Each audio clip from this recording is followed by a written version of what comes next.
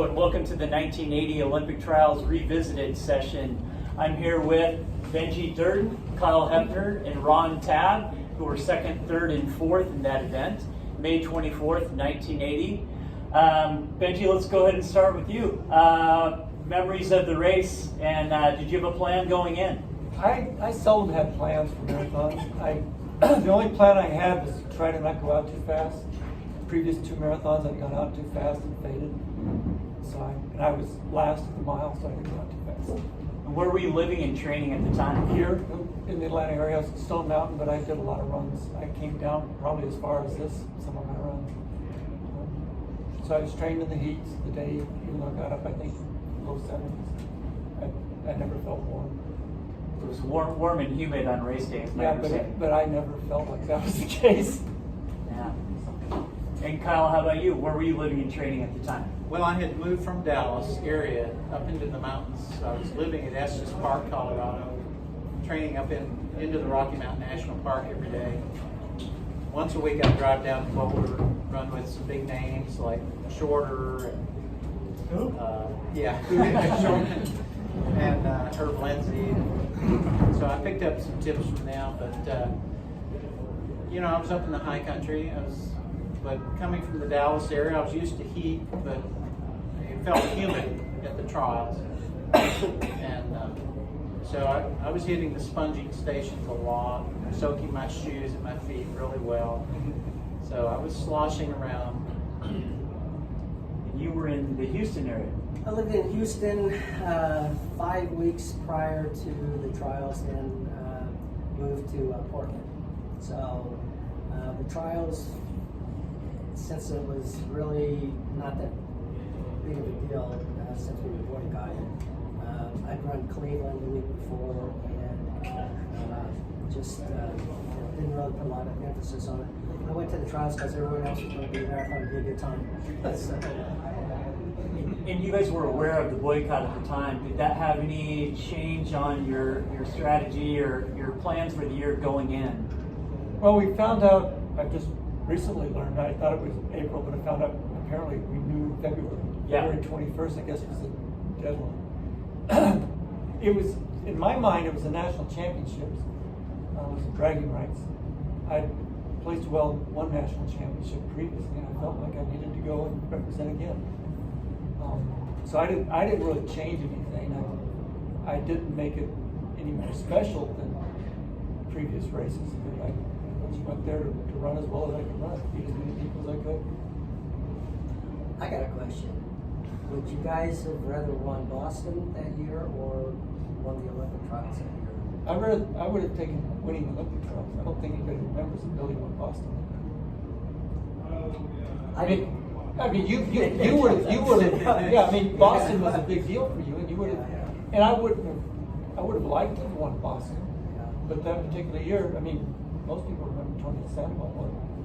If I could have beaten Tony, that would have been something special. That would have been something really special. Because he was ready. He was hot. Yeah, he. I don't know that Billy could have beaten him. And Kyle, your focus started January 1, 1979, and so how did the boycott affect your opinion going in? It was disappointing, but my wife and I had committed to everything to the trials in the sense of a year and a half preparation. We'd moved from Dallas to the mountains, left everything, left our jobs. So we were fully committed. There was no plan B. Plan A was the trials. And I really was focused on that to a point where, and I felt very confident I was going to make the team because my conditioning was so good, and I had never run to that level before. So going into it, I felt good about it, and so it really didn't change our plans at all. And you were a 25-year-old, relatively unknown on the marathon scene. Ron, you were 25. Benji, you were 28. Memory serves. And so, being an unknown, do you think that gave you a little bit of an upper hand? And I felt like it did, being an unknown. I wanted it that way. And so the pressure was not on me. I was totally unknown, and I wanted it that way. Yeah. Let's talk about the progression. You raced a lot coming into the trials. Let's talk about that a little bit. It was just another race. I mean, Benji and I had done New York, Well, yeah, New York. We've done New York in October. What, I don't, what Yeah, you finished in New York? I was 8th that year. Yeah, and then I think you were 5th or 4th. Yeah, 5th. Yeah, and then we came back, we did Honolulu. Yeah, I dropped out because of Kelly's. There's a guy back there that had something to do with that Honolulu race. Dean Matthews. Dean Matthews, yeah. So, and then I came, and then I went Houston because I finished 3rd. Frank Shorter got me at New York at 7th. Honolulu, he was 2nd, I was 3rd. So I had this thing with Frank. And you did Boston. Then I did Houston, I won that Yeah. 13. And I came back a couple of weeks later, won New Orleans at 211. That was the big win. That was the big win. And then Boston, 3rd place, 2nd American there.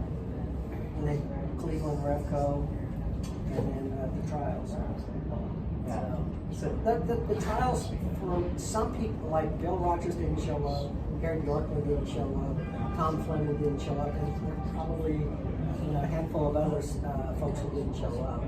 Guys like Cardone were Well, not. Carlon raised. didn't show up because Mount St. Helens erupted. He Yeah. couldn't get out of Spokane because the airport was Oh yeah, that happened 6 days prior. Oh, And so he was running with a face mask. But yeah, that's I forgot about that. yeah. That's why he would have come if it hadn't been for that. And then Frank Shorter was in the race, but it seems like maybe he wasn't taking it super Well, seriously. Is that his something like career that? had begun. I mean, in fact, I beat him at New York. Right. He's already on his decline. I mean, it happens to all of us. So he wasn't really. EJ and Billy would have been factors. And those are the two. I don't think Fleming would have made No, much difference. he would have been in the mix, But he wouldn't have been sub 212, I don't think. I don't know. That's, And what about sponsorship at the time? Did you have a sponsor going into the race? Nike was my sponsor, but they weren't a financial sponsor at that point. They were just providing gear. Bill Rogers actually was my financial sponsor. And he got a stipend, I think it was $3,000 from USATF. Was it US?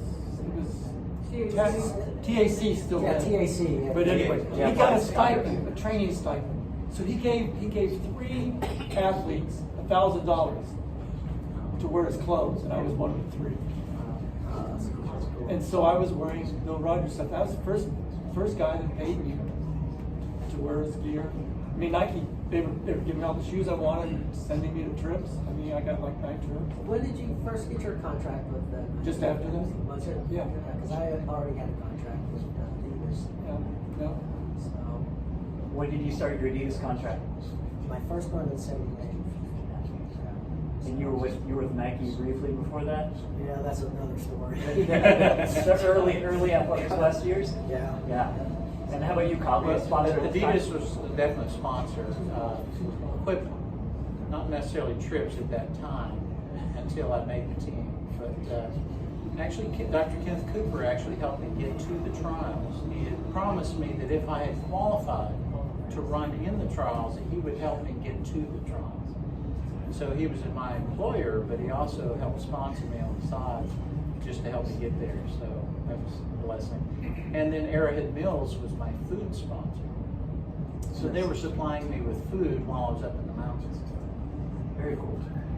Yeah. So Benji, after you made the team, what happened after that? Knowing that the boycott, it was kind of like trials to nowhere. Did you try to come back and say run the 10,000 at the track trials? I tried to, but I didn't have it. I was like 10 seconds off the standard. And it's strange because we weren't going anywhere. Field wasn't full. And they came to you and asked you if you wanted to run it right before the. No. They wouldn't let me They run. wouldn't let us. We went. They wouldn't let I me was run. asked if I would come to run. Yeah, and we Gary went. Tuttle I was said- asked. Yeah. And he flew from California, and they wouldn't let him run. Well, I said. But why? Kyle and I were there, Yeah. and we They said, wouldn't let well, us run. there's enough room. Let us run. I wouldn't have been They wouldn't let last. us run. So instead, I went and ran Cascade, fell and cracked a couple of ribs, Oh, no. and caught up and set a PR for the course. I won a local 10K in Eugene that weekend because I was so frustrated not being able to run, but I won the 10K on the road. So you guys wanted to run the 10K Yeah, and the track yeah. trials, but basically Well, told you- they didn't. The reason they didn't, because they knew they would open it up. They'd have to have a preliminary on Wednesday, and they didn't want to do that. just went straight to the final. But they did want to do that, and as we were getting, like, within a couple of days, then they wanted to have that. Yeah, but they should have told us that. Yeah, I know, well, that was what It was, happened. it was like a political decision. Yeah. Like the whole 80s political. And so great times at the race itself, you know, in the 2:10s for you guys, you were 2:12, but like knowing that you ran faster at the trials than Sierpinski ran to win the actual Olympic marathon, how did you feel after you saw that? Well, at that time, I didn't know Sierpinski was a drug cheater. So that, I felt like maybe we could have been a factor. But then three of us went to the Goodwill Games. We saw what it was like to run in Moscow. Well, yeah, that was, he was there, but I'm talking about running in Moscow. Most of the Western athletes have a tough time. So in hindsight, it's hard to say what would have happened. I think Sandoval would have been a good pick for medal. We might have been able to top 10. The Russians were doped out of their minds. I mean, those guys never ran like that before or after. These were Russian guys that you'd never really heard of. Never heard of. One of them got a medal. One of them was fourth. Nibor, Dutch runner. He was he silver or bronze? Silver. Yeah. And I always wondered about him too. So there was a lot of talk at the time about guys blood doping, especially trickle up from Viren and things like that. And then you heard later guys like Alberto Kova, you know, allegations of blood doping against him. Kova came to Boulder when I was first there, and I can't remember there was a steeplechaser who was real good, Laura Folkley, and there were 3 athletes and 5 doctors. We'll let it stop there. So their own little med team. So it wasn't so much steroids, but There were steroids too. Yeah, there was. And it was the pre-EPO era. Oh yeah, EPO was late 80s, early 90s. Yeah, but about 87, 88 is when it really came into That prominence. was the cross-country skiers and then cyclists and runners. Yeah. So knowing that, you know, later Sierpinski came out as being exposed in this East German, you know, report that he's allegedly, and the fact that he never got his medal taken away from him, knowing that. I mean, how did you guys feel about that? I think Cardon got robbed. I mean, Frank should have had the gold, but Cardon should have been bronze. I mean, and Don's such a nice guy. It's a travesty. Yeah, absolutely. And so how have you each stayed engaged in the sport? I mean, you've continued to compete. Have you done coaching since then? I coached for quite a bit for a while. Got to the point where I couldn't even remember the people I was coaching. I had to keep notes. And then 2001, right after 9/11, Amy basically was retired from her job. We started we'd done a few race timing things at that point. We went full-time race timing. So that was my, and I dropped way back in coaching because I didn't have the energy. So a couple of years ago, we were timing a lot. And we backed off mostly just cross country. Kyle, how about you? I continued to run, but not necessarily train. I took a long, once 86 Goodwill Games was done, I retired again. And, but I got an interest in the 2012 marathon trials, and I decided to go ahead and train again and see what I could do. And at that point, I won Houston, age group, it was 244 at age 57. And I got into Boston and ran 248 at Boston, won my age group in 2012. And I was able to watch the trials because I decided to just watch them, but run to Houston the next day in January 2012. And then I've just continued to train, and then I picked up a few local runners that wanted to learn how to run, and so I've been coaching on the side since then. And hopefully my goal is to eventually run under 3 hours again, and hopefully that'll bump the longevity record out beyond 47 years. So once I do that, so. Yeah, there's several other guys who just did the four decades of 7-3, and definitely be part of that. And Ron, how about you? bar business. So sports bars, coaching high school, coaching college, coached a team in San Diego where the community college team had the #1 team in the nation. This is where I met Tabb, started coaching now back in the early 90s. I'm still coaching old farts now. So Yeah, a lot of people aren't aware of your relationship that you started coaching Meb kind of like when he was beginning as a marathoner, is that correct? I coached Meb in high school. Okay. So I knew Meb before anyone else in this, maybe except for Carl, but I've known Meb for almost since '91, and took him under my wing and told him his senior year, I told him he had the potential to become one of the greatest discipline runners this country's ever seen. If he stayed focused, he didn't make the mistakes that I made. Do as I say, not as I did. Right. Type of thing. And we just over the years we've just had this. I told him in '93, I believe it was. I just said that, and it's funny because Matt, he thought he was a miler, and I said, Matt, you're not going to be a miler. You're going to be a 10,000 meter runner in college. You'll go. I projected this, and I said you'll make the Olympic team in the 5 or the 10, and in 2004 you'll have a chance to win a medal in the marathon. And it came to fruition. Well, that worked out pretty well. So in turn, I get his bib number from the 2004 Olympics that he signed. That's great. Yeah, I saw that hanging in your bar, right? So speaking of mistakes in the sport, Benji, what would you go back and do differently? I wear a different pair of shoes at Boston. I blistered really bad in that race and limped in the last 6 months. Was that a newer shoe that you No, had I experience? had like 50 miles on it. But there was a wrinkle in sock liner that I hadn't noticed because I'd mostly been running on flat. And been running, downhill for so long in Boston, kept sliding forward across that wrinkle. And I got a blood blister, a good inch around. And Meyer leaves me, and Tabb comes by. About 2 miles to go. That's terrible. But Well, it's I have to. he had accosted me in the restaurant just before the race. I was pissed because he goes, I'm not worried about Tabb.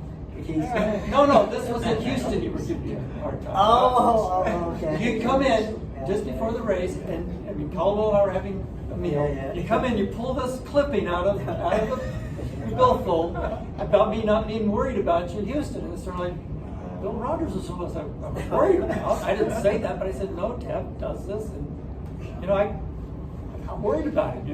There was a little stretch in there where I was working on someone else's training or coaching, and my career had gone like south. I had more DNFs next to my results than finish times, and so I was kind of on a mission at Boston. Yeah, you definitely had some anger to take care of. I think the top did. I think Mark, you and Greg and I all going through something. In '83 Boston, all three of us We're going through separation personal relationship. 83 was a huge year for you. Obviously, third at Boston, 2:09:31, which at the time was the 5th fastest time in U.S. history. And then you were named to the inaugural World Championships team in Helsinki, ran the marathon, and ran a time there that took years for any U.S. runner to surpass in the World Championships. Talk about the World Championships experience. I don't know whether that's a good idea. Well, this is going to be in the book. This is Gary and I were talking about this. So we go to Stockholm. Remember? I didn't. You did. I didn't go to Stockholm. You think? Oh, okay. So I just got there the day when I landed. I heard that Marianne Dickerson had just gotten there, so that's when I got there. Oh, okay. So we had the U.S. team had gone to Stockholm, and I was going through the separation at that time. But during that time, we were still together. And then she shows up with Richard at the World Champ at Helsinki. So the timing was kind of not, wasn't good timing. So, I wasn't exactly focused on the race when I got there. And I still pulled out at 233. I was really ready to run well. It was a few weeks later that we had the race. I can't remember if you were in Beijing. Did you go that way? You were at one of them. 85. Oh, 85? 84. Yeah, 85, yeah. 84 is not 83. okay, so the 83 Because you one. won 83. I won 83, and that was when Eric Stahl, who had finished on 4th at the World Championships, I beat him pretty solidly. And That was head and shoulders above everything else we run. So I felt like I got a little redemption there. I'm going, that's probably in the area, because he was 4th, and that was in the area where I felt like I should have been able to compete at that race. And then I got out and got plowed 3 nights before the race. Nike, John Gregorio had to help me back to the dorms. So, Kyle, back to mistakes. What would you do differently in your running career? Well, I think at the trials, shoes and socks would have been I could have made a much better choice of that, because I ended up with some huge blisters and a lot of pain. You actually ran sockless in the trials? No, I ran with cotton socks. That was the mistake. So they felt like sandpaper, because I didn't realize the amount of water that my shoes were going to pick up and my socks were going to pick up. So I ended up focusing on Tony's feet to get my mind off the pain of my feet, because his feet looked so comfortable. And so I thought, okay, I'm just going to focus on his feet, because I was running right behind him watching his feet. His feet looked great. Good distraction. Yeah.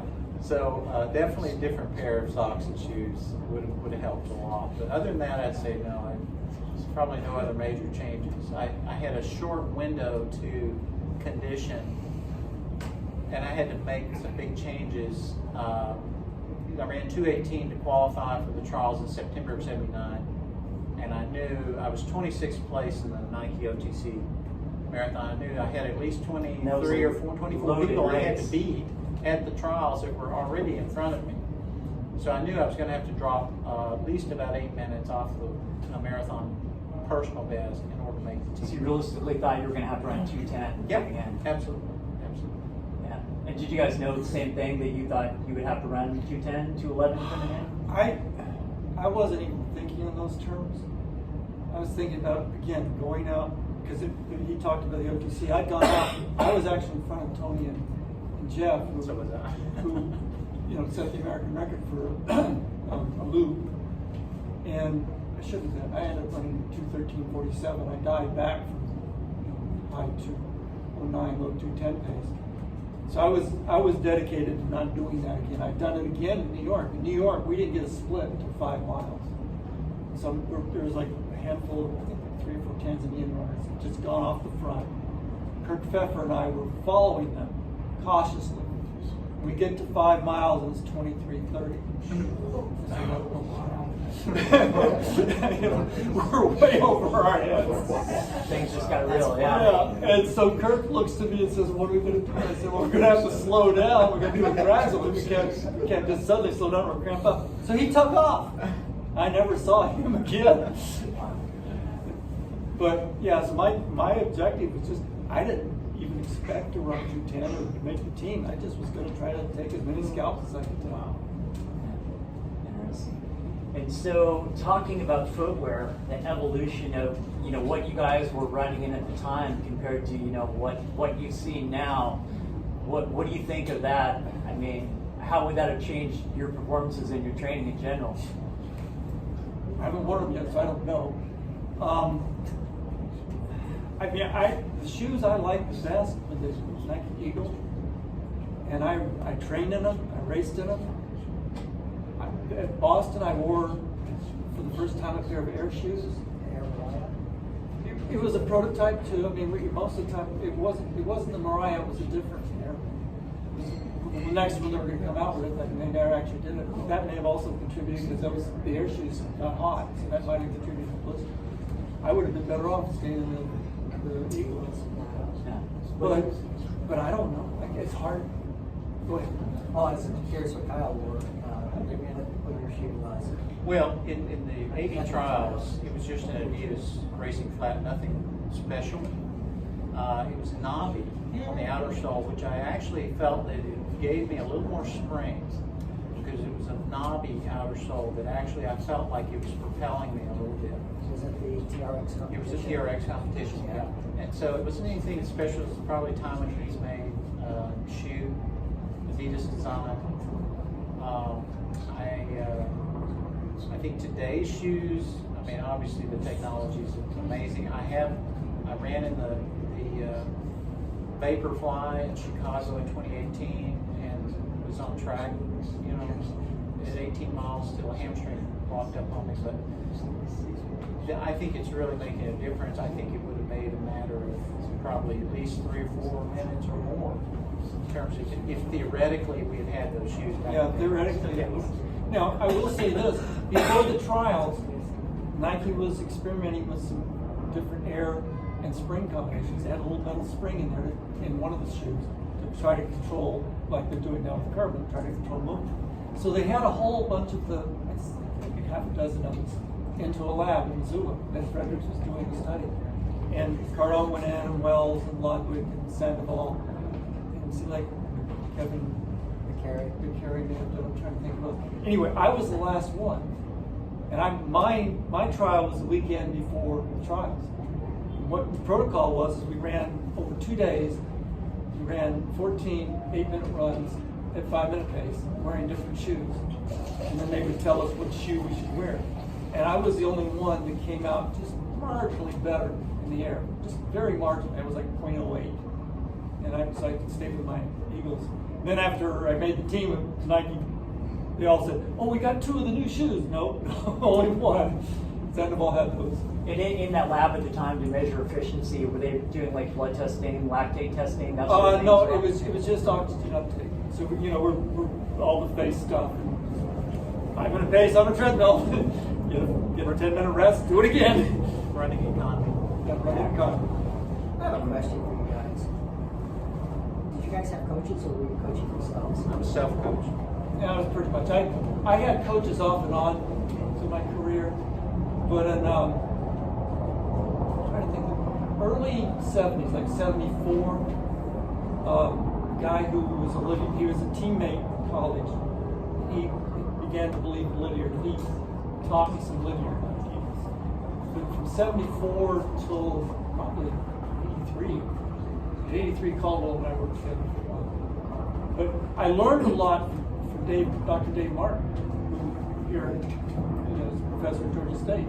He would come out on Sundays and do long runs with us. He was a 2:45 marathoner. We could run with him. I learned a lot about physiology. But yeah, I learn by mistakes. I do something stupid and then later realize it and try not to do that again. Or I do something smart without realizing I've done something smart and see that I've gotten better and try to replicate it. That's what made you a good coach. Do as I say, not as I did. Yeah. I've made all the mistakes so you don't have to. Exactly. I met Arthur Lydiard and spent some time talking with him in December of '79. He looked at my training in a brief review and approved of it. He said, "You're doing the right thing." So, And where did you pick up most of what you were doing at the time? I was trying to take a scientific approach as an exercise physiologist. I was looking at it from that standpoint, and so I just basically tried to advance it, Martin was in that way. in Atlanta too. You're doing a fair amount of volume at the time. Well, yeah, I mean, then just increased, like I say, I got to 145 miles. 1 week was my peak at altitude, 10,000 feet. But I felt that the mileage and the elevation was important, but the terrain was even more important for me because I was in the Rocky Mountain National Park. Really, there was no flat ground. I was going either up or down. I wasn't running on flat at all. And so I was really strong when I got to the trials. I really felt running on the flat was just so easy. It felt very comfortable. A little Lydia anecdote. Lydia came, Galloway got a plane for him to come, and this was in '78, and I was a 2:15 marathon sometime. And so he's up there talking about what you have to be a national caliber, an international caliber marathoner. He's talking about 140 and 180 miles a day. And I'm thinking, okay, so I raised my hand. What do you consider, that category of a marathon? And he said, oh, if you break 220. So I'm at 215. I said, I'm only doing 85 miles a week. No, you're not. But I had to leave. He made me leave. Wow. Maybe he's talking What kind kilometers. of volume? Ron, what kind of volume were you doing at the time? I was all over the board. I remember one June in '79, I did 580 miles in Houston. So just under 20 miles a day. And my career goes through different phases. When after college, it was, I looked at a calendar in '77 and '78, looking at all these zeros, goose eggs, I call them. And I'm going, there's no way that my objective was after college to try and qualify for the Olympic trials in 1980. I had 3 years to do it. So in '78, at the end of '77, '78, I started bumping it up.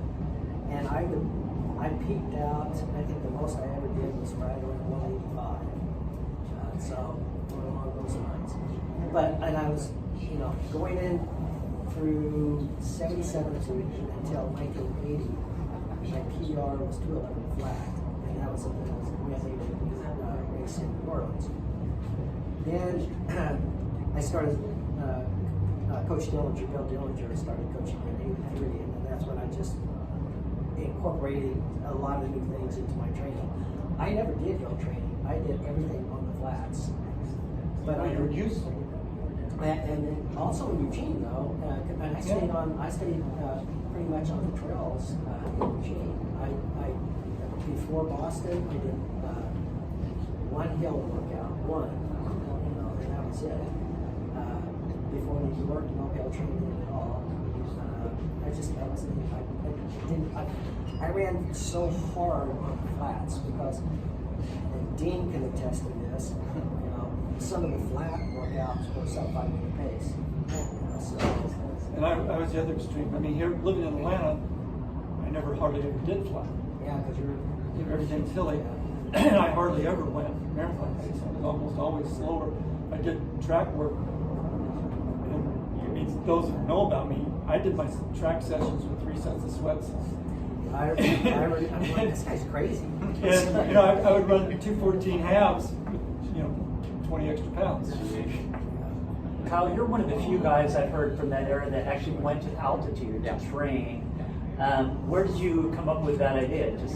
Well, it just seemed to be the logical step from Dallas. I was doing 130-mile weeks in Dallas, and I thought, I got to go someplace. I need another level to go to. And I figured I've always responded to heat and altitude. Both stimulate, your training. And so I thought, well, altitude is the next. And then once I got there, I felt like I was able to acclimatize within about 2 months to the altitude. But I felt that I was at least 3 months getting used to the terrain. Because at that point, it seemed like it was such a grind. Because you're doing 9-minute mile pace going up into the mountains. And it's so slow. And then you turn around and you do 6 minutes on the way down for the long runs. So you change pace a lot. And I actually had to work on speed work every day. I had to do build-ups every day just to keep my turnover. Because you're doing so much slow work, that was the only way I was able to do that. But I knew that it would toughen me, at least be able to tolerate the conditions that I was going to need to be able to run. So we heard of Frank Shorter at the time running at Taos, New Mexico, in 72 and 76. He's one of the guys who was doing altitude training at the time. Now it's fairly commonplace. Is that something you guys ever thought about doing at the time, or something that you heard about? For me, 78, it's first year for the Olympic Sports Festival in Colorado Springs. And I went up there and I'm like you, I hated altitude because I hated running slow. My workouts were always, in the 5-minute range. And when I got up there, I was doing 6-7 minute miles. I hated it. So, because everything was always push. So when you get up there, you can't do that. So, You're one of the guys that in your marathon training, your bread and butter was going out and hammering an 18-miler. 17 miles at 5-minute pace. Yeah. So, And that was out the door. and and it used to piss I people couldn't off. run. They didn't like to run with Good me. training. So, Dave Martin told me that what I was doing heat training was simulating altitude. yeah. And this is my home at the time, and so I didn't feel the need. I mean, I went to altitude. We were at 79. I can't remember the other physiologist. We had a development camp in Colorado Springs. We invited a bunch of Tony and I, Ludwig and Wells, and I think Fleming was there. And out of that training camp, 2 of us made the team, and we just didn't find Colorado Springs to be that difficult. I mean, we were unimpressed. We ran up Pikes Peak to the tree line and back down. It was really just a long run. So we were just so fit. We didn't notice these difficulties. So when you guys saw the course that these guys are running tomorrow with the hills, how much do you think that's going to be a factor for them tomorrow? It's going to be a strategic factor. I mean, it's certainly going to make it more difficult to run a steady tempo. So the people that are rhythm runners are going to have a little more difficulty because you can't get the rhythm. You're constantly changing up and down. And so you've got to make some decisions about where you make moves. If you make a move, people that are good downhill will probably try to edge away downhill. People that are good runners will try to edge away uphill. People who are smart will try to edge away at the top of the hill. But it's going to be if it's not slower, I'm going to be surprised. I think we're going to see I think we're all going to be surprised tomorrow. I think that the stronger runners will survive better, Yeah. and they'll end up at the front Yeah. and survive the entire course because we're talking so many hills, so many ups and downs. It's going to be an extremely challenging course, and they're going to underestimate the amount of energy it's going to take to do that course. Some of them are. I think there's a you're few right, that are you're smart right. enough. Some of them are smart enough. I was talking to one of them today. We had lunch with him, and he was talking about a bunch of guys from Colorado Springs that are just half marathoners. They got in half marathon. I think they're going to discover this is a whole different beast. And that's a whole other story too. Half marathons, I don't agree that half marathoners should be able to qualify. Yeah, I kind of agree I don't know where too. they came up with that. But these guys actually are talking 208. I'm thinking, Yeah. oh, okay. With the current standards and the fact that the Olympic standards of 2:11:30 for men and 2:29:30 for women are no longer relevant because of the way that this race is formatted now, how do you guys feel about the current standards? I mean, these are the biggest Olympic trials fields that we've ever seen. How do you guys feel about the current standards? I think the men's standard is probably reasonable because it's about the same number of men that we had for our times. So I do think that's probably reasonable. The women's standard was reasonable, I think, when they picked it, but things have changed. I've been outspoken about this, and I think that the men's standard, you can't look at what we did in 1980. I think the standard was, we did the standard at 2:21:54. Yeah. So now the standard is 2:19 and some change. 2:19 flat. Yeah. It's 2:19. Okay, so it's 40 years ago. Well, yeah, but there was this trough. I don't, but I don't care. Well, I understand you don't care, but you gotta deal with reality. Make it an elite race. It's a 2:15. If you can't run 2:15, you can't go to the Olympics and be competitive. What would have happened to you? He would have changed Well, his I training ran to get to 2:14:30. 2:15. So. But he would have changed his training to get into the trials. The same as we adjusted what we needed to do to get into the trials. Yeah. So make it a challenge. 600 women qualifying is not elite. If you want feel-good stories, watch the Hallmark Channel. Yeah, that was your Facebook post. I It's just like Benji, what was your PR coming into the 1980 trials? 13:47. So you ran 3 minutes fast. Yes. Yeah. You were 2:14:30 in White Rock in December of '79. You beat me there. I think that was. It's just 6 months Oh, that's prior. Yeah, '79. And what was your best time coming in? He has the 2:11. Well, yeah. I had Midnight at 2:11. 2:11. I had 2:13. So this arguably was your best performance. Because the 2:12 ended up being because you can't really use the bridge one. Yeah, that was. I But I ran still that. ran 2:13 2 weeks before I did that too. I ran that New Orleans when you won. Okay. Launch train. Yeah, and I ran it with Bob Wright, the Okay. race director from Chicago. Oh yeah. And I ran it in full sweats because I was just facing him. But we'd be running along, take a drink, drop the cup, and it would just blow away from us. We couldn't keep up with the cup. That was a crazy day. Of all the races that you've run over the years, which one would you pick as your absolute favorite? Probably Nike OTC. That would be 1979. No, I won it in '81. So I really liked it that year. Yeah. But I liked the course. It was a 2-loop course. We were under the trees a bit. They did an excellent job. The weather was always nice. It was not a hilly course. And I just liked it. It was just fun. Running in Eugene is fun. And it was just that was a really nice experience. Kyle, how about you? Well, I wouldn't call it fun per se, but the trials, of course, was a highlight of my career. But prior to that, I'd say the White Rock win to breaking the course record to 14:30 on a course that I was familiar with, hometown. So that was a big highlight. Ron, what do you think? Any race that I won. Well, there were a fair number of those. Yeah, God, I don't know. Houston.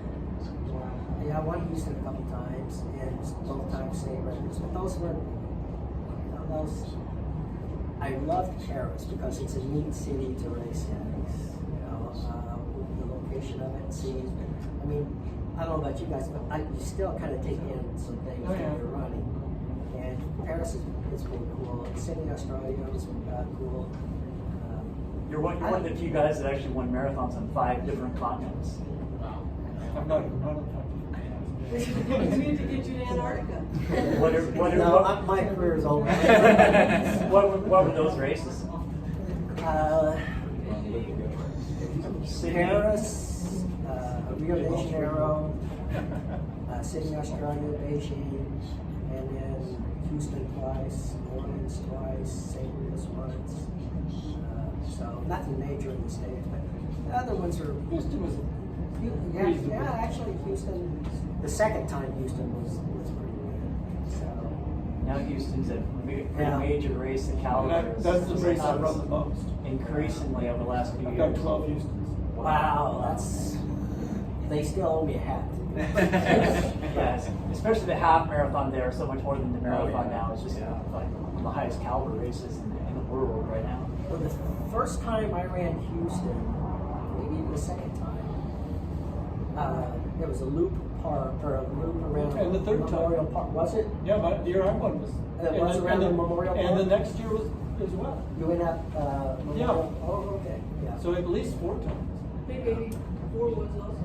You should ask us about the very first marathon. Let's talk about that. You started, Kyle. First Well, the marathon very you ever first ran. a friend of mine called me up on Wednesday and said, "Hey, would you like to run the White Rock Marathon?" I said, "What's that?" He said, "It's 2 laps around White Rock. It's 26 miles." I said, "Okay, I can do that." So I did. I ran 3:36. 3:26. Excuse me. So I thought I did terrible, but it turned out I wasn't last. And but it was a long way. And how old were you at the time? I was a sophomore in high school. 16 years old. Yeah. 9 years later, you make some big changes. So, how about you? First marathon? First marathon, Topeka Sunflower Marathon in Kansas, and it was one of the stupidest things that our coach had us do. How old were you? 18, and it was I ran like 3:19 for the first one. I had to lay down the side of the road. I was so tired. And they told me they weren't going to. My teammates said they weren't going to give me a ride. I had to run to the finish. So, because I was ready to quit, so they sucked. Benji, you're first. It was in North Atlanta, a really brutal course. And it was 2 laps. Finished the first, it was 1974. I was 23, so I was a lead strong. Wow. And I finished the first lap. Tim Singleton, who had been the founder basically of Peachtree, was just in front of me. He stopped, lit up a cigarette. And I thought, this is stupid. And I quit. And then I felt the next year like, well, I can't make the 5,000 standard. I can't make the 10,000 standard for the trial. Maybe I can make the marathon. So I went back, and I'd gotten a pair of Oregon waffles. Now the Oregon waffle was built on the sprinter's last, which was, and I got them. I ordered them for cross country season. This is back when you order shoes and you wait for months before they show up. And they came in first part of November, and this race was Thanksgiving. And I thought, I gotta wear the shoes. And it was the stupidest thing. We talked about stupid things. This was really stupid. They ate my feet, basically. And so I got around the first lap, and about 18 miles, my feet were just so chewed up. It was 30 degrees. Pulled off the shoes. I didn't throw them down because I still had the shoes ready for them. I ran barefooted for about 3 miles at 30 degrees. A friend of mine came by in a car, saw what I was doing, made me take his shoes that were a half size too big for me, but it turns out my feet at this point fit. And I ran 236, 37 or something like that. And I stayed there until after the trial in 76, and then I improved. So, who do you guys have picked to win the trials tomorrow? Anyone in mind? I think Jared Ward and Sarah Hall would be the only 2 I would favor with that, because I don't want to jinx anybody. I think those 2 can survive my jinx. I guess for the men, I'd say Jared, Ward is probably favorite. I'm going to put probably Desi Glenda for women. Yeah, they've been the most consistent Americans, Yeah. seems like across the board. And I think Desi's a good choice too. I don't want to jinx her. Anyone in mind? I have no idea. I'll be honest, I don't pay enough attention to know who's doing what, so I just hope they all have good races, and I hope they go out there and have a positive experience. Yeah, you really hope that everybody can just show up at the starting line healthy and at 100%, and play it on the line. So this coronavirus thing, what do you think? What's going to happen if the Tokyo Olympics get shut down this year? Well, I guess it would be 40-40-40. 1940, because of World War II, the Olympics were canceled. Then it wasn't canceled in 80, but as far as we're concerned, It was canceled. And so now 40 years later, I hope that doesn't happen. I'm hoping by May things will kind of ease back and it won't happen. And I hope the guys that are running tomorrow aren't thinking about that. I kind of don't. They'll be focused. I mean, they work. The thing is, everyone has worked so hard to get to this point. So They've canceled 3 major marathons in Asia now, so I thought they canceled all of them. as of right now, so they canceled the Seoul. Citizens version of Tokyo. They canceled the citizens version of the Nagoya Yes. women's marathon, and then they just canceled Seoul, which would be 3 weeks Well, from that's this Korea. weekend. But it seems like there was There's a whole bunch of Japanese smaller races. Japanese races that canceled. Yeah, but those are the majors that have Yeah. been canceled, and so yeah, it's a factor, and I hope that's not the case. We'll see what happens. So we have the World Track and Field Championships coming to Eugene next year. The new Hayward Field. You guys going to be attending that? We've talked about it. I don't think we've got a. I mean, I don't have a firm plan. I've been trying to get him to go because he was, Benji and Edmund Mills and I were the first three to actually make that team. Well, Greg did. But Yeah, Greg decided he was smarter. Yeah, so. And at that time, it was every 4 years. Now they changed it to every 2. Right. Well, no, it's every 4 years still. It's just in between the years. No, it's every two now. Yeah, the world champs are every two. World champs every 2 now. Okay, so it's not the They same start- as Olympic year, though. No, they have it's an odd always years. odd years. Or 81 odd or 2021, 2023. Oh, okay, I see. Yeah, okay. When did they start that? Late 90s or the early I 2000s? believe late 90s. That's a Gary question. He should know that. I think it was from 91 to 93 was the first 2 years. Okay. Okay. Yeah, I know they bumped it up. So. What's outside of your own? What's the most impressive running performance that you've seen in your lifetime?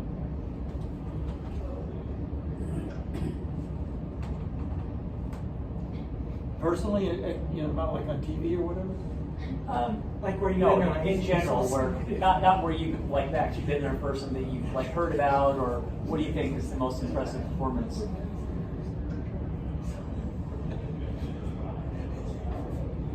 I guess I'm a little impressed with sub 2 hour performance, but only a little, because I don't really know what to make of it. I mean, they had a squadron of runners breaking the wind, shoes. I don't imagine those shoes are ever going to be available to anybody. Yeah, there was a lot of science went into A lot of that science, race. a lot of strange. It wasn't a race, so. Well, that's why it's not going to be ratified as a Well, world yeah. record, but So yeah. that was really impressive. And there's been a ton of really impressive performances. I have one. Just thinking of Carl Lopes in Los Angeles, '84. It was the conditions, knowing that course and run on that course, seeing that performance. I thought was probably the best marathon performance I'd ever seen before. I'd have to say it was either that or the Beijing Games. What was his name? The African that Yeah. passed away. Manjuro. Yeah, Manjuro. That performance, but both of them were just unbelievable in the conditions that they were having to deal with, and they were so far out in front of everyone else. That and of course Joni Benoit's '84 was. Yeah, that's a very legendary. spectacular. I actually was in the world record that Loeb set. Was it 85? He's great. Rotterdam in 85. 85. And To 7:13. yeah, I was a rabbit. I was supposed to be in the race. I came down with a really bad case of the flu, and called up and said, "Look, guys, I'm not really ready. I haven't been training." I said, "How far can you run?"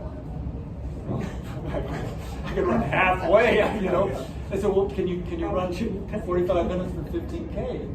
I said, "Yeah, I probably can do that." So I ran a 45-minute 15K as part of the rabbits. We were just clicking off 3-minute kilometers, and he was just right there. And, and the story I want to tell, though, is Amy and I were there eating breakfast. It was an afternoon race. We're eating breakfast, eating light breakfast because we don't want to have too much in our stomach. He comes down and orders steak and eggs. And a big plate of steak and eggs, scarfs them down, and then like 3 hours later does this. How in the world can somebody do that? I've heard that story too, that he ate the steak. I went, wow, that's amazing. And I just sat there dumbfounded. I thought, I'm going to be wasting my time pacing this guy. You've seen a lot of impressive performances. What would you think? Well, I'm going to be a little partial here. I think Meb winning Boston. I'm not sure if it would be winning Boston, New York, or the silver medal in the Olympics, but because of our relationship, that those have to stand out for me because they were special. And when he crosses that finish line, a part of the film, there's a part of the film that we together. So maybe that. Kyle, going back to your 25-year-old self, what's one piece of advice you would give to an up-and-coming distance runner who's the same age? Well, I think they need to decide what their goals are, and that goal may be, I would say, get advice from other runners, because they may have, like the example of Meb thought he was a miler, as an example. And he probably believed he was really not suited for that. So there's a lot of runners that may have a goal that's not really suitable for them. So I think they need that advice, that older coaching advice, maybe.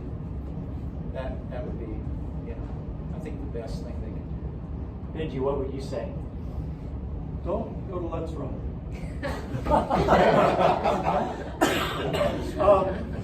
I mean, social media is probably one of the worst things we have for young minds, because you got to pick, you got to have faith in what you're doing. You got to be consistent with what you're doing. Give it time to work. Because if you're changing all the time, you don't know what works. You don't know what's a positive thing, what's a negative thing.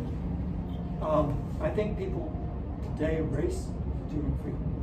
I think racing is a skill, and you should be allowed to go and fail. And the only way you get better is by going and failing, taking chances, taking risks, and learning where the edges are. Learning, okay, I can't go over that edge, but I get closer to it. And a lot of guys, we got people that never run a marathon. They have no clue what's going to happen. Or they've run maybe 3 races in the last year. And they don't, when they start feeling bad, they don't know, well, maybe if I pick it up and feel better. I learned that. And as you know, with a marathon, whether you've run 5 or you've run 30, everyone's going to be different. They're all different. Yeah. And You learn something new every time. You've got to learn how to deal with adversity, and you've got to learn how to deal with things that come up and not panic. And the only way you can develop that skill is by racing. I do have to chime in on the Let's Run thing, because I never would have met my wife if not for Let's Run. The Let's Run has its own That's a so- different issue. That's not learning how to be a racer. That's learning about life. Yeah, and the founders did come. That's Let's before Run. We're at our March. wedding, so good guys. Actually, Weldon's a good friend of mine. You go there to get results. Yeah. I'm going to add something here because I know a lot of you in here, and these guys I know well, I've raced against them, but one thing that we all have in common, success does not come without making sacrifices. You guys, you made the sacrifices to get to where you were, and I know a lot of you guys. Gary, I've seen yours, at the level, at the Florida level. Dean, I know you way too well. But I know the sacrifices that it takes in order for you to realize your full potential, or if you have an athlete that you're coaching, emphasize that. Nothing's going to be handed to you. There's no magic sprinkle dust that you're going to get poured on you. You're going to have to go out there. I remember Mark Nee now. When he was in Kentucky, he was out there running at 1 o'clock, 2 o'clock in the morning because it was so hot and humid there. The sweats, wearing 3 layers of sweats, that's crazy. You're going to Colorado to train. That's why you guys were successful. Dean coming out to Eugene, giving up, focusing on the 80 Olympic trials, or 84 Olympic trials, I'm sorry. But, those things are required in order to be up here.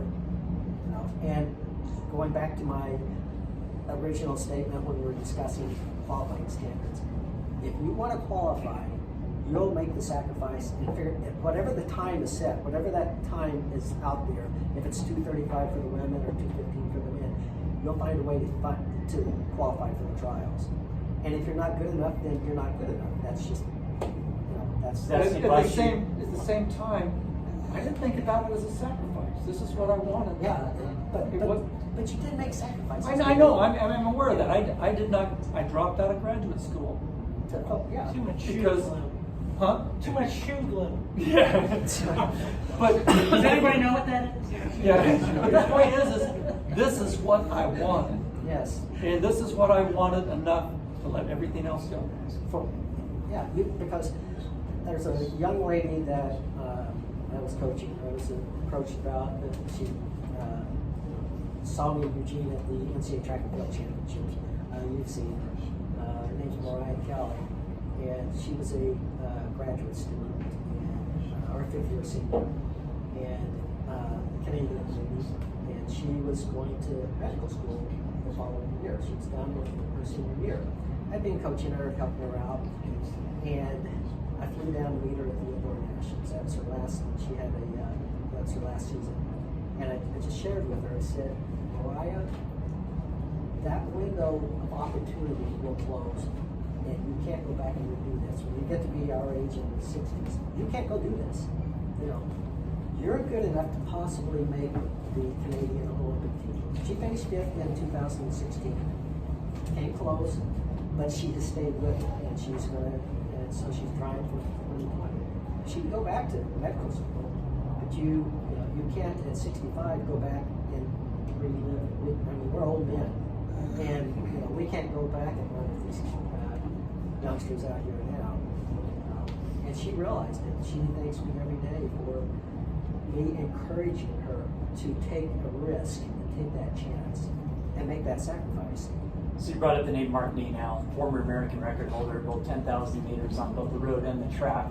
So funny conversation with Mark Nenow that at the height of his training when he was running these, he was going through about 3 cases of Dr. Pepper a week. Did you guys have any, and we've all heard the stories about Bill Rogers and some of the stuff that he ate. Did you guys have any weird dietary habits when you were training? Put away a lot of them.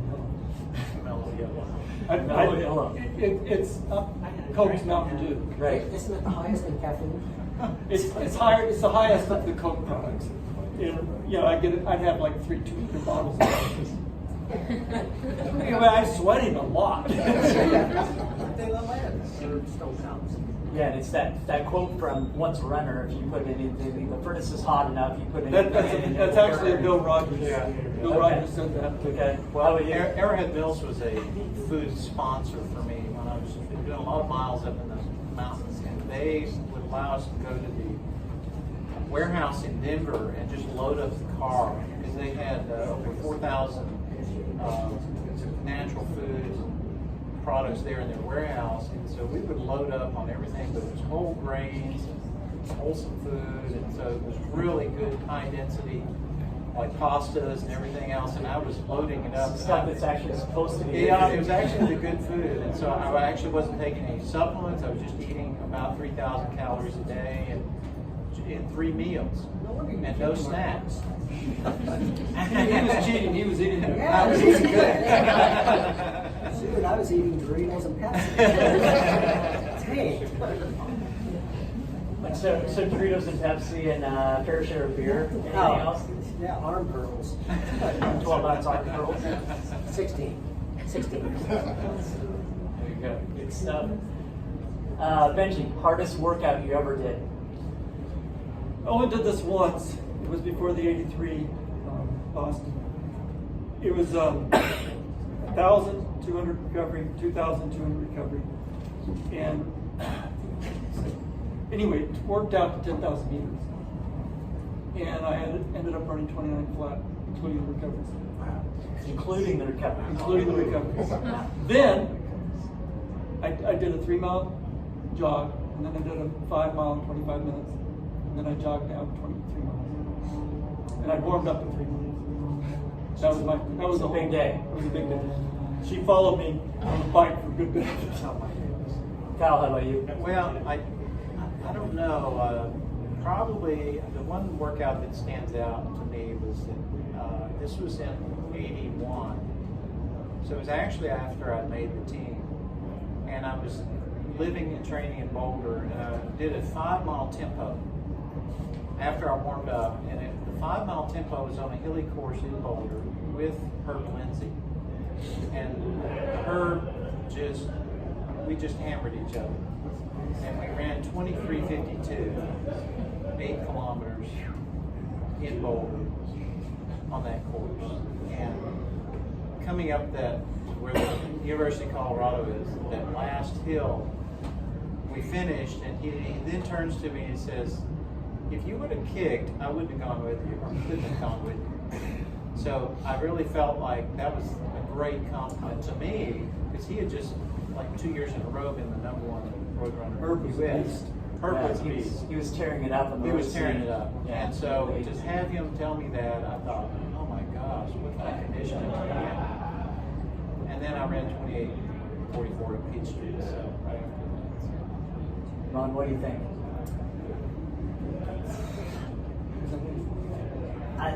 I remember a 5 mile tempo on the track with Alberta. And we were, because all the Oregon guys and Don Clary, Matt Centuries, The elder. the elder. No one at our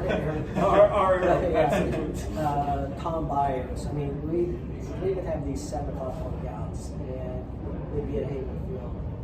And I would have to get up at 5 o'clock just so I could get a warm up in before and have a couple of cups of coffee, because I knew that when we hit the track at 7 o'clock, it was go time. And It's actually 6 o'clock. no, I would get no. No, it was 7 o'clock that we. Was it? I got That up real- 880-330 drill? Yeah, no, the 880. I love that. That's one of my favorite drills. But the one workout though, we had just, it was loaded. I mean, we had Jim Hill there.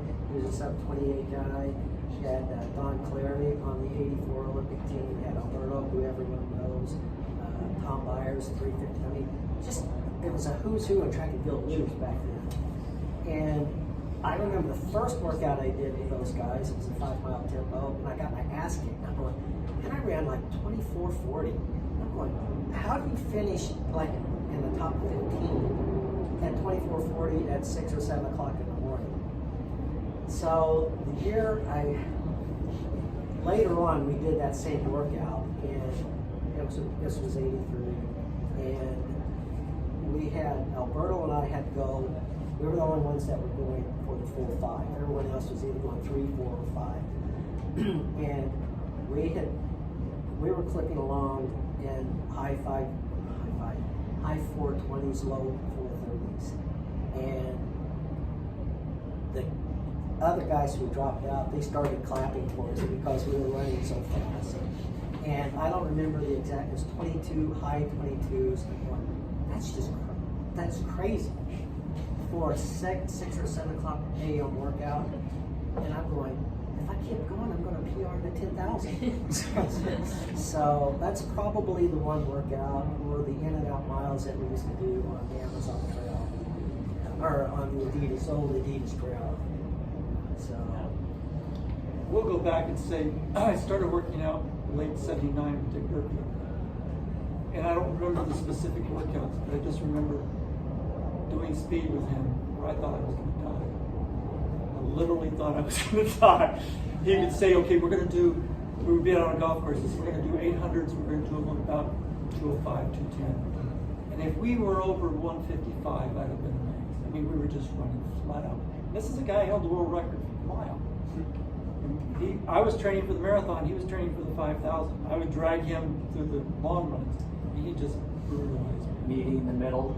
Yeah, well, we do the track and grass stuff, and he just brutalized me.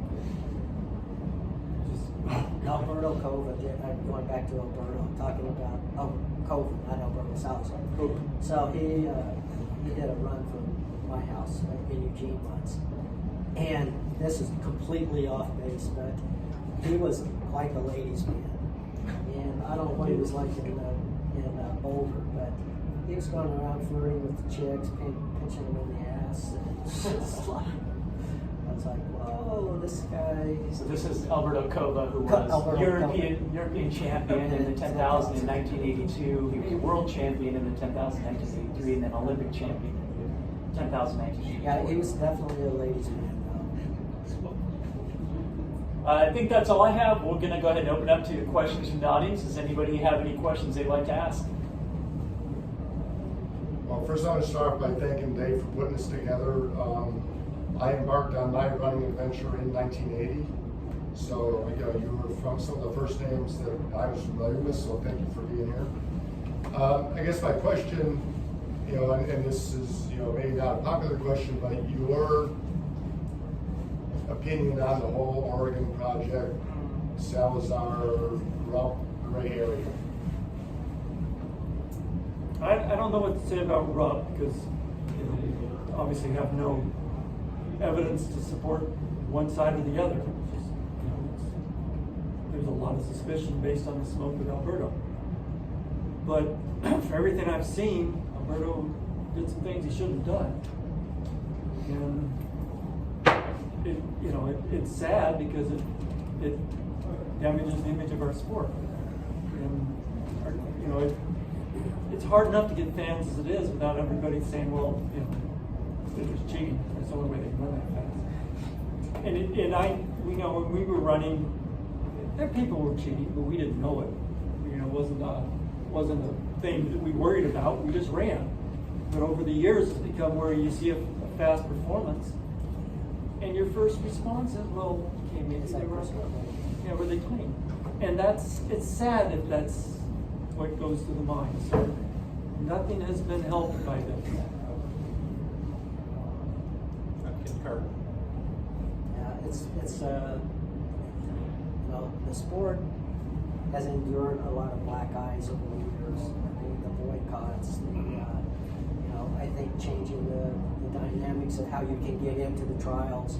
They have double standards. I know in '88 I was trying to get in by, they let Alberto in because of his previous, or his reputation.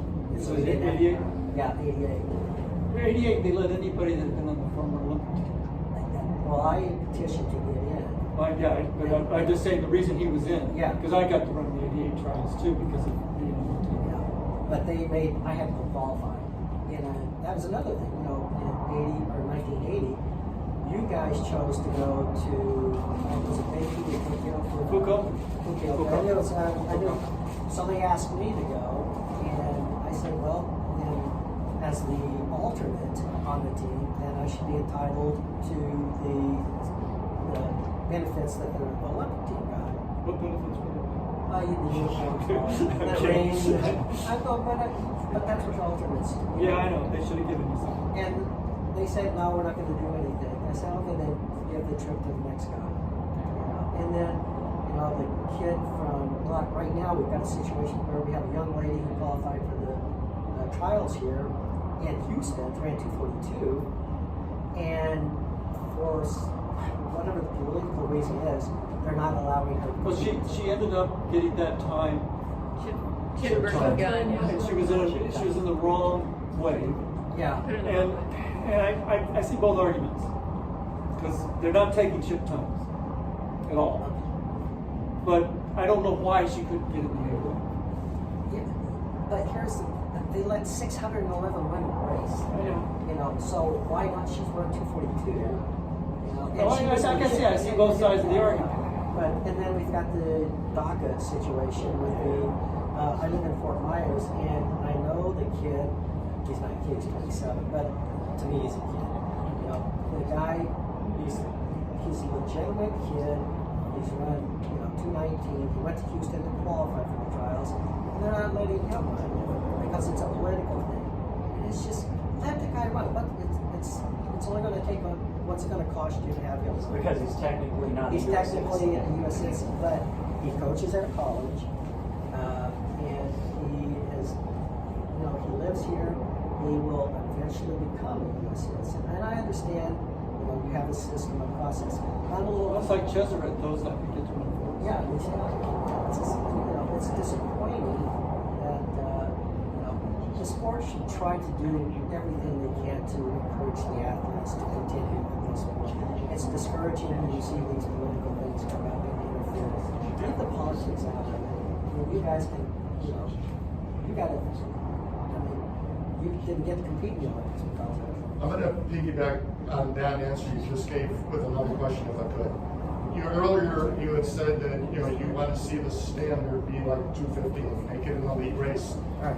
You're also saying that the sport should do everything to encourage people to continue.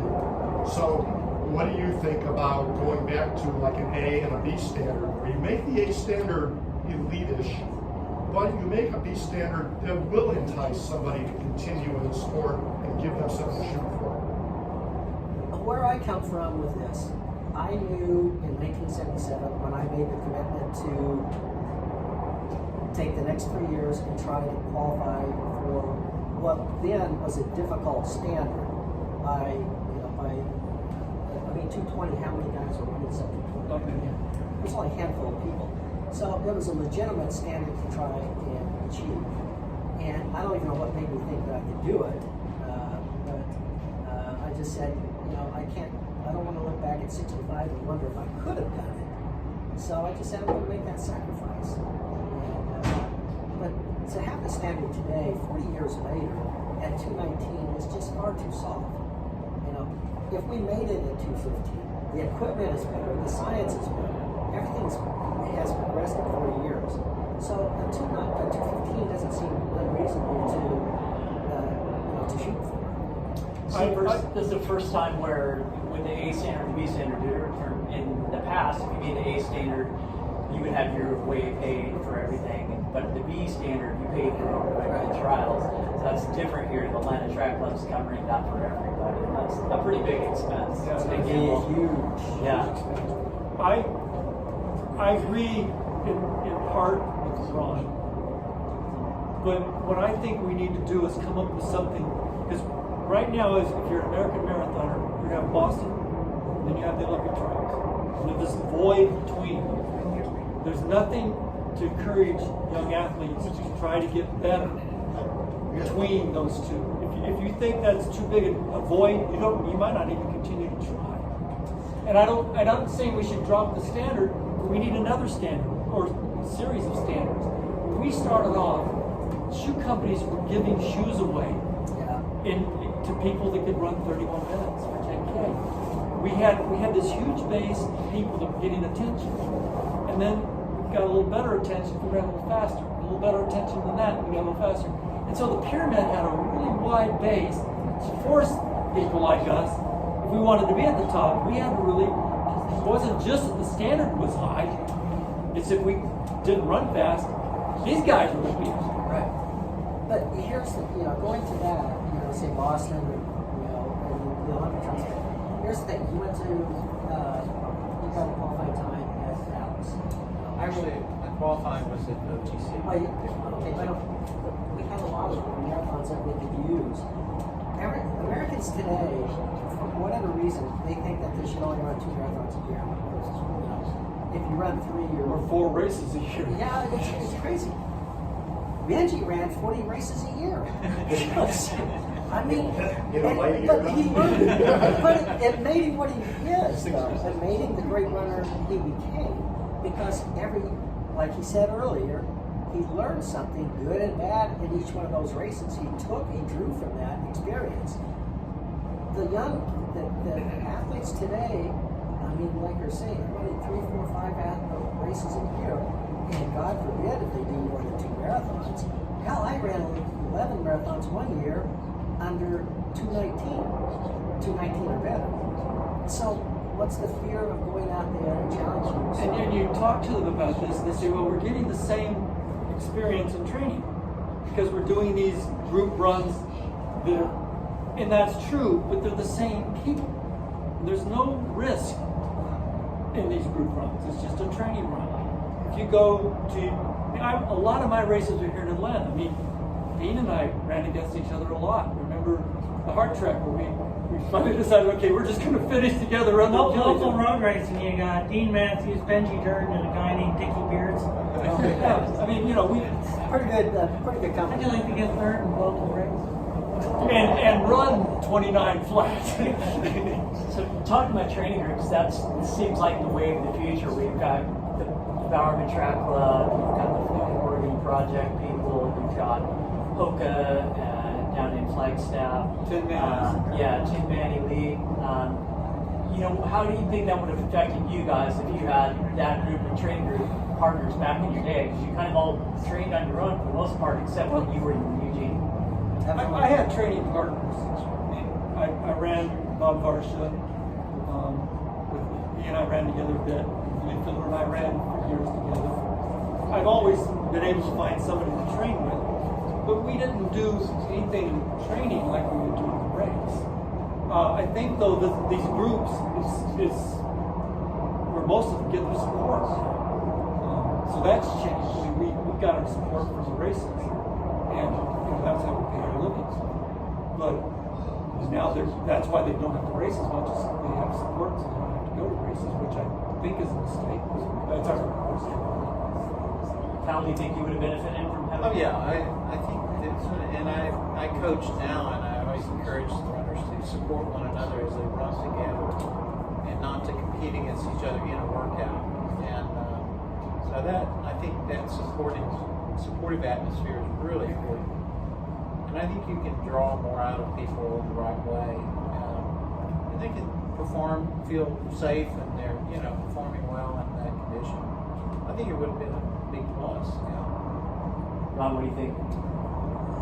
This is where we kind of differ a little bit, because I like some competition in my workouts, and people who train with me, it was going to be to a certain degree of competition. I remember a workout that Jeff Welsh and Kevin McCary, Dean, you weren't up there yet, I don't think, but we went out and We had Centrovitz, Clary, and those were competitive workouts. Albertus and Elizabeth. Yeah, I mean, those were crazy workouts that we did. This one particular workout that we started from my house, we had like 15 of us there, and 3 of us were under 50 minutes for a 10-mile run. And I saved that for races. but yeah, You did races. You raced more marathons. I raced a lot of them. Yeah. I don't know if you know that, but there were groups that did train together. Yeah. Your group, but also Greater Boston Track Club is huge. People migrated to those groups from all. We had I a always track wondered club what would have happened had I gone there and trained with those guys. I would have loved to have run there, and there was a time that I considered going that direction instead of going to the West Coast. I was at Northeastern at the time. We went on the Charles River, past Rogers, whatever, and Thomas, and Oh, I know. There's a Bob great Hodge, the group, whole Bobby gang. and We like, Eddie Fleming. yeah, There was those guys. and a dozen others that are almost as good. That's great. I always wondered what would have happened, and we may have benefited by training if we all 3 trained together. Because I would have learned from you. I would have learned from you. You would have. I mean, we would have been able to exchange information to benefit from ourselves. Although We would have killed each other.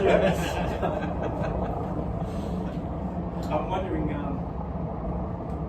all the same age group as me. 40 years of running, 3 knee operations. I'm wondering if what you would do today. Would you consider cross training more? I recently discovered the elliptical. I'm not promoting that, but I think I had a lot of miles on these knees, and I think I had been smarter. Probably instead of I think cross training is important. The athletes that I coach, I have the cross training. And I know Matt wrote the elliptical for. He claimed a lot. That was a big reason for his longevity. Good genes. Pick the right parents. And that's what determines whether you're going to be a miler or a marathoner. Genetics, right? Genetics. Yeah. Can't control that. Do you remember, by the way, what Reb's best mile time was? Because that was interesting. 404. Wow. He was a good miler, and I thought he was going to be a miler, but I knew he didn't have the raw speed to be a world class or national high school or college caliber runner. And I'm still running at the time, so we would do training, and I said, well, my God, this guy's phenomenal. He's just so strong as a junior, sophomore, junior, and senior. And when he was doing 10-mile runs in the low 50s, when he was in high school, And then he set the American record for 10K on the track, and probably changed his mind a little bit. Good story with Meb. It was late. Meb had already graduated from UCLA, and Meb wanted to come to Oregon. I moved from San Diego back to Oregon in '95, and so Meb wanted to come up to Oregon and run for the Ducks. So I called, I got with Coach Dillinger, and I said, Bill, I got an athlete that you really need to find a way to get him up here, because he's going to be great. And he knew about it, but he goes, I just don't have any money to do it. And I said, you're really going to regret this, because he is going to be unbelievable.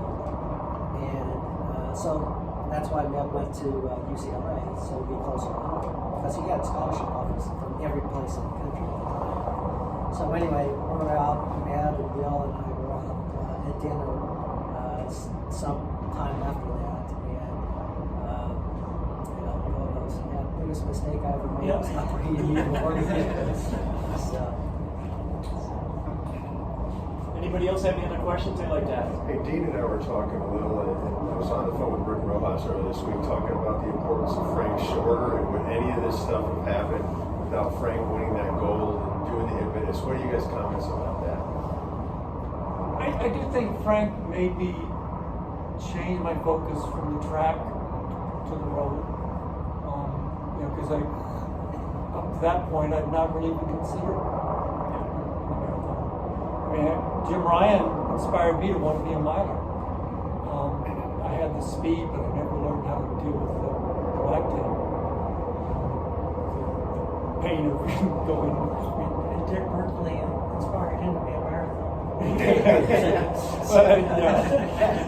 Dick Burke, that was well after it was marathon. But Shorter, Shorter did, and then Billy coming right behind Shorter made marathoning attractive.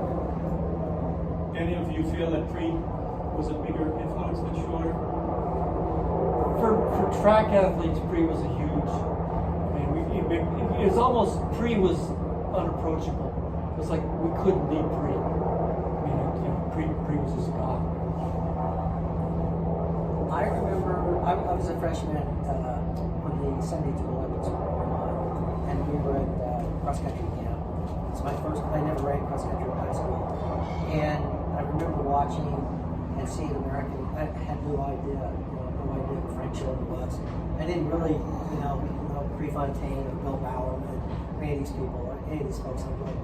It just they were just so far up here, and here's what's incredible to think that down the road we were going to actually get to know these people and run against some of these people, Become friends with them, and and have beer with them.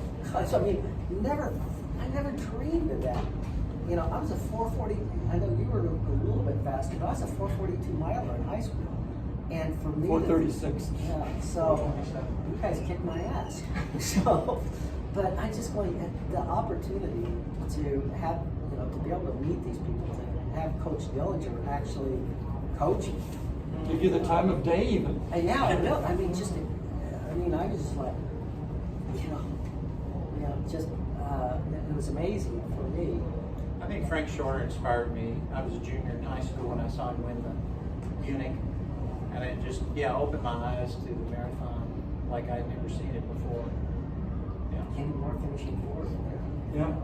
But I didn't, Kenny actually gave me good advice early on in my career. Frank helped me a lot. He actually helped me get to some of the races that I got into. You were going to ask a question? Yeah, I just have a question. I was in the trials. I made it in the trials. I was one of the guys who finished behind, way behind you guys. I was wondering if I could get a picture with you guys. Oh, yeah. Yeah. When we get done here, we'll do Yeah, that. I don't know if you finished the trials. You need 80 trials too. 84. Okay, because I met you before, but this is an honor for me. I mean, that was a highlight of my life. It was a qualified for the Pretty much a trials. highlight of all of our lives. I mean, we've all made running such an important part of our life. After Hey, be careful. After college, I never imagined what it was, the opportunities and the doors that would open. I never expected, this is all, But, you know. but I think, seeing your pictures in periodicals all the time, just looking, now seeing you in person, but back then, it inspired a lot of us to want to Well, excel. not we inspired, but we never thought of Yeah, we were just doing what we did. he was every week, just running a marathon. Oh, well, I looked in a magazine, I know. it's close, I'll go do Crowley. Okay, here's That was my Corpus first good Christi. one. Did you run Crowley? I got second there. I went from 236 to 220. I did, the 3 weeks before I run Corpus Christi, I ran 244. This is in 77. And 3 weeks later, I went to Crowley, ran 229. I'm going, I was so pumped because I knew that the standard was 222, 221.54. And I'm going, I'm so close to that. And I called my college coach up and I said, Coach, you're not going to believe this. I'm only 7 minutes away from qualifying for the Olympic trials. And, so I was motivated by that, And the next race I went to was the White Rock Marathon. And I ran 222 there. John Lodwick won it. But I go 222. I got the slow standard, but at least I got qualified. So, and that's what I mean by, don't be afraid to race. Don't be afraid to compete. Go out there and challenge yourself. I did this all in a short amount of time. So 2 races in October, 1 in December, and then in January, I went to Houston and ran 217 there, broke Jeff Rose's record. Funny story, when I was a junior in high school, we decided to go to the Wichita, Kansas in May, the USTFF track meet. John Lodwick ran the 800 meters and then ran the marathon the next morning. I and 3 other cross-country runners ran the marathon Saturday morning after a bacon, eggs, and steak breakfast, which we felt terrible afterwards. But in my mind, I was thinking, okay, 2:30 was the Olympic trial standard at that time. I thought, boy, that'd be great if I could get to the 2:30. I'd run 2:51 in North Texas in January as a junior in high school. So I thought, okay, I'll just hammer it. Well, I felt good at 14 miles and decided to hammer. And so I hammered for 4 miles, thinking I was near the finish. Got to an aid station to get a drink, and I said, where's the finish line? They said, it's just over the hill. I said, good. And so I got to the top of the hill, and I'm overlooking Kansas, Wichita, Kansas, the entire city. And I see the stadium lights miles away. 8 miles. And I'm thinking, oh my. You can see it, 8 miles away. Yeah, and so I'm literally weaving by the time, I was delirious by the time I got to the stadium. In fact, I was so confused I couldn't follow the hurdle trail, the chute that they had designed to funnel you to the track. It was too confusing for me. I had to actually move a hurdle to get to the track. I got down to the track and stopped. They said, no, you have to keep going. You have to keep going. We were supposed to run a 660 on the track in the backwards direction before you finish. Well, I kept stopping at each 200 or finish line, thinking that was the finish. And they said, no, keep going, keep going. I finally collapsed at the finish line. They drugged me over and set me in the steeplechase water in the pit, with my legs in the water until I recovered. And I thought I was going to die. I really did. I thought I was dead, and I couldn't remember my name or anything. And so my point is, don't make the mistake to think you're going to hammer the marathon, because it will hammer you back. You think about the bad experiences that we all share here. Our first ones. Why do we keep doing it? I'm still doing it. I got one son. My parents unfortunately witnessed this. At least you weren't crazy enough to move up to Alters. I need to ask about that. I said 26.2 is far enough. It's an Olympic event, nothing younger. Well, they made me swear not to ever run a marathon again. I was a junior in high school. Well, 4 years later, as a junior at Texas A&M, I came home for the holidays and ran the White Rock Marathon. I got 4th. Jeff Wells won in 2:15. I was fourth place in 2:23, and I thought maybe I can do the marathon. Yeah. Obviously you did. Yeah. All right, we're going to go ahead and wrap up.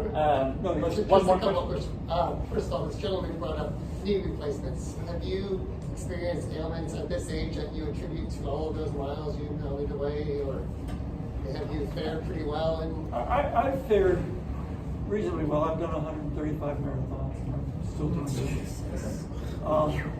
Every now and then my knees will bother me a little bit, but if I'm That's consistent with my weight training, then my knees are. You know, their original needs. Right? the original knees. I've only had a few running injuries. The one real injury I had was because of that blister in '83. I tore my plantar fascia. Finished the job in Toronto that fall, and I never had a really good marathon after that. Benji, you also went through a bout with cancer. I've had two cancers. I've had prostate cancer in 2003, colon cancer surgery in August of 2016.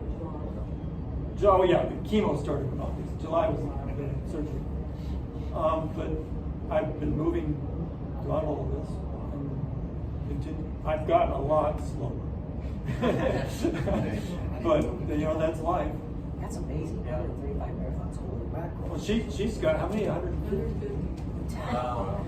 And she started well after me. That's interesting. It's I'm nothing impressed. compared to most That- of our media. That's We have amazing. friends that have done well over 500. Yeah. I don't know how many marathons I've run, but I think I'm estimating I've run over 100,000 miles in my career. Yeah, I'm sure you have. But I have original knees, and I've not had any problems with them. So. Or hips, or Surgery on for plantar fasciitis on both feet. So that was my second injury. I got the first injury is plantar fascia on my right foot. did Don Baxter work on yours? I never had surgery. I probably should have. But then in '91, well, actually it was '92. That was 91 because I thought it was in October. Okay, so anyway, I turned masters. I came here. I won the Atlanta Marathon as a master, and so it was '92. So I went to Atlanta as a master, and then I was, the next year I'm still racing as master. And Pablo Vigil and I were going out at the Duke City Half Marathon, and at about 10 miles, I tore the other plantar fascia, and I limped in and still got second for the masters. But I said, okay, my body's not up to it, and I didn't run another marathon until I turned 50. What is Tony Sandoval up to? Obviously, Working on hearts. He's a well-renowned cardiologist. In New Mexico. He does a bit of farming too, according to his doctor. Yeah, I did send him an email probably 10 days ago, which I got his email address from his daughter, so I know it was the correct email, but never got a response. But I just kind of figured he wasn't going to be here. The He definitely crazy would've been thing invited. is, if he'd been here, he'd have been able to kick our butts. And I'd be over here drinking beer with Dean. They would have had a third spot open. Well, this is my last question. I should know these gentlemen. Please, Gene and Gary. Yep. Please tell your story just quickly. Oh, I was just like a 421, 920 guy in high school. I ran for App State. I self-coached myself to a 222 in grad school. And I guess my claim to fame is I broke 3 hours in 5 different decades, from my teens to my 50s. Not a lot of That's people have impressive. done that. And then I've been interviewing somebody in the world of running. Just finished interview number 139, and Benji and Kyle have been part of that over the years. So that's what I do. But I had a sort of a wrap-up question. After Kobe Bryant unfortunately passed away, and I watched that short film again called "I Love You Basketball," I got a chill going through me because it made me think how much I love you running. You guys, we've all been doing this, a lot of us 40 or 50 years. What do you think about that? I love you running. Just that sentiment. That's been my life. I mean, I started running I was like 13, and I have been a competitor since I was 13. I'm 68. It's 55 years of competition, and I don't know what else I would have done. And it's amazing that I've been able to do that. I mean, you think about it. It's a strange world we live in that I could do that and make a living around running. Good timing. Yeah, I mean, it's just amazing to think about.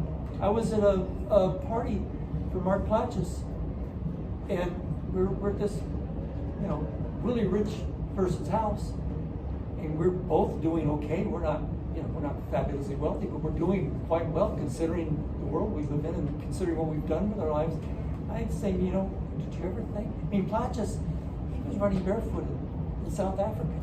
He did not have shoes, and here we are, at this really ritzy house, celebrating in Boulder, where it's not cheap to live, and running has got us there.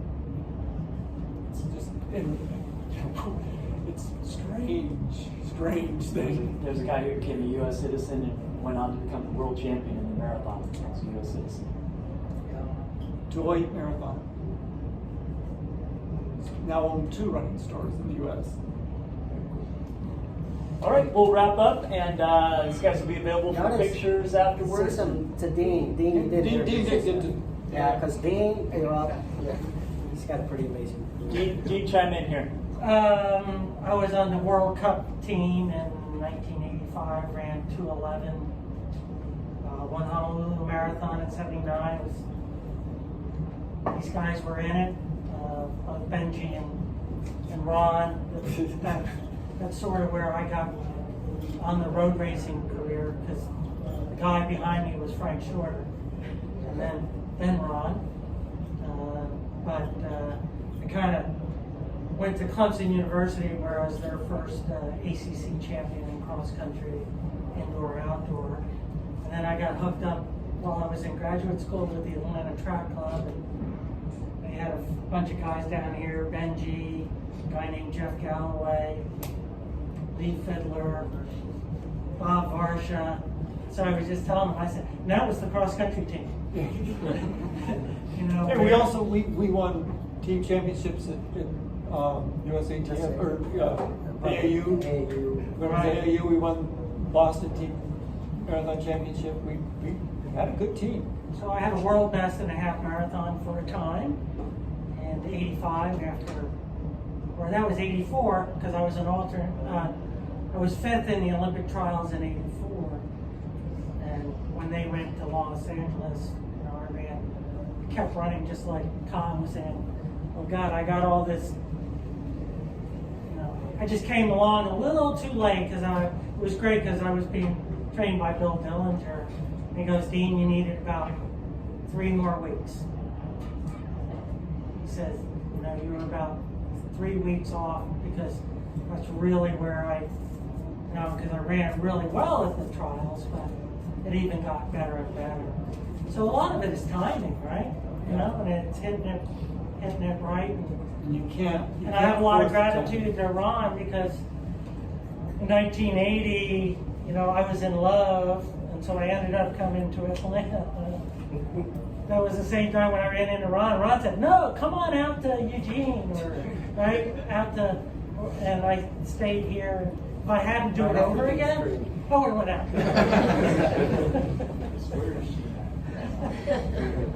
All right, thank you everybody for coming out. We appreciate it.